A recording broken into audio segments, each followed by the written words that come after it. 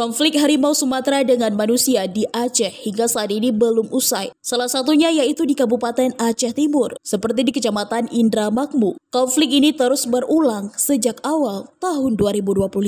Sudah 7 ekor ternak warga dimangsa oleh satwa lindung tersebut. Hal ini menjadi perhatian serius Muspika setempat. Koordinasi dengan pihak kepolisian dan pemangku kebijakan yakni Balai Konservasi Sumber Daya Alam Aceh selalu dilakukan. Terakhir dilaporkan warga pada Senin kemarin, sebanyak 2 ekor sapi kembali dimangsa harimau di Desa Julok Raya Utara dan 2 ekor sapi di Desa Julok Raya Selatan, Kecamatan Indramayu. BKSDA kembali memasang perangkap dan membakar kemenyan guna mengelabui harimau tersebut ke dalam perangkap yang sudah diisikan 1 ekor kambing sebagai umpan.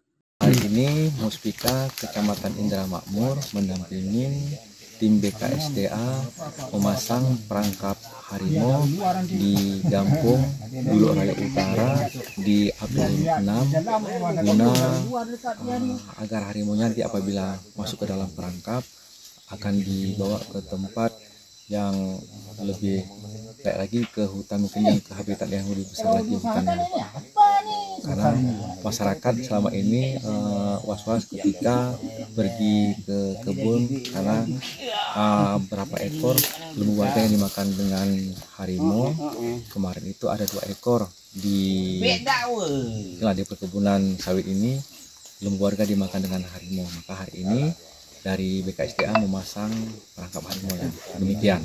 Hingga saat ini belum ada solusi yang konkret yang dilakukan oleh pemangku kebijakan. Dabuh perang sang raja hutan dengan manusia masih terus terjadi. Sampai kapankah konflik ini akan terjadi? Sementara itu, pihak BKSDA belum mau berkomentar saat dimintai wawancara media ini.